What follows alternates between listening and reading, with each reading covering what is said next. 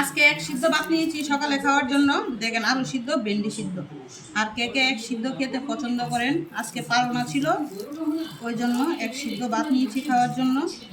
আর ওইদিকে আলু সিদ্ধ আর সরিষার তেল। সরিষার তেল নিয়েছি, আপনার বাড়ি তো সেদিন বেশি করে তেল নিয়ে আসলো সিদ্ধ খাওয়ার জন্য। আর ভর্তা খেতে অনেক ভালো লাগে, ওই জন্য বেশি করে তেল নিয়েছি। আর সাথে একটা শুকনা মরিচ। খেয়ে দেখি কেমন হয়েছে। এটা ছিল সকালের এক সিদ্ধ পালনা। ভেন্ডি সিদ্ধ কিন্তু অনেক ভালো।